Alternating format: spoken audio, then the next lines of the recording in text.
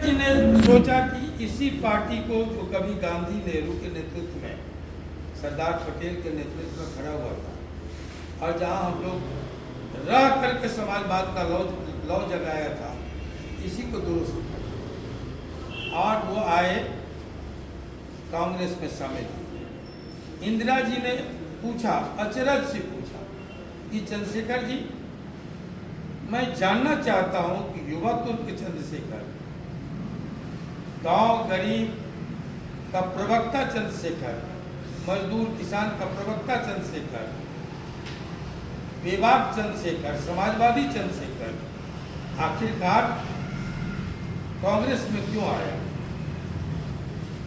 जो लगातार यथास्थितिवादी कांग्रेस को कहता रहा, पूंजीवादी कहता रहा, कांग्रेस में क्यों आया? उन्होंने कहा कि आप सच सुनना चाहेंगे? इंदिरा जी ने कहा कि चंद्रशेखर जी से मुझे सच की ही उम्मीद है।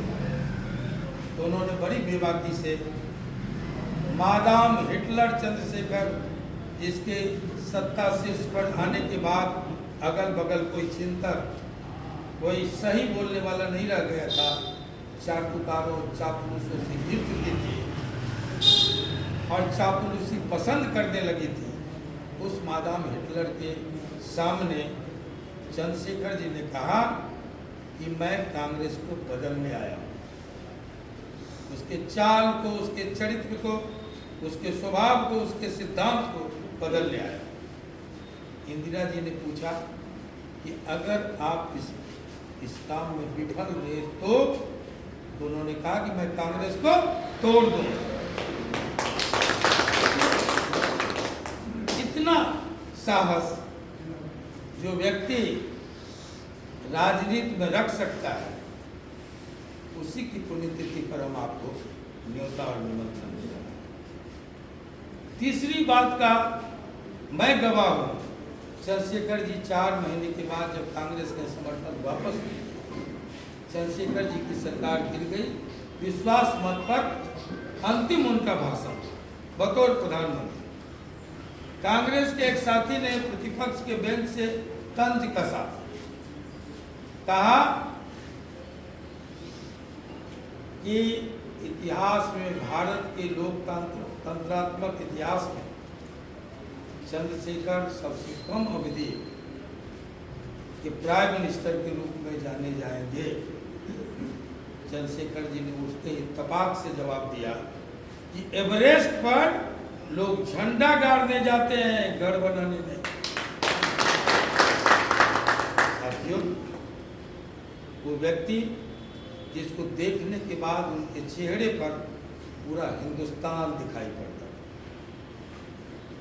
उसका चिंतन दिखाई पड़ता, अंतिम सांस तक जब वो व्यक्ति सदन में बोलने के लिए खड़ा होता था, उस समय का तत्कालीन कोई बड़ा लीडर नहीं था, चाहे वो शरद पवार हो, चाहे वो जॉर्ज फर्नांडिस हो, चाहे वो देवे गौड़ा हो, चाहे वो आर.के. गुजराल हो, चाहे वो अटल बिहारी वाजपेयी हो, चाहे वो आडवाणी जी हो, कोई जो सेंट्रल हॉल छोड़ के भाग के सदन में उपस्थित नहीं होता था कि चंद्रशेखर बोलने के लिए खड़े हो। सुनना चाहिए, नई पीढ़ी की बात छोड़, और किसी में ये हिम्मत नहीं थी कि चंद्रशेखर जी के बोलने के क्रम में टोक। एक बार ये जो साहस शरद यादव ने किया था और उनको जो डांट पड़ी, आप चाहेंगे मैं क्लिप भेज दूँ साथियों। तो उस विराट व्यक्तित्व का नाम चंद्रशेखर था, जो हमने कहा कि गांव का, गरीब का, किसान का, मजदूर का, समाज के अंतिम पायदान पर बैठे अंतिम जन की राजनीति करता था।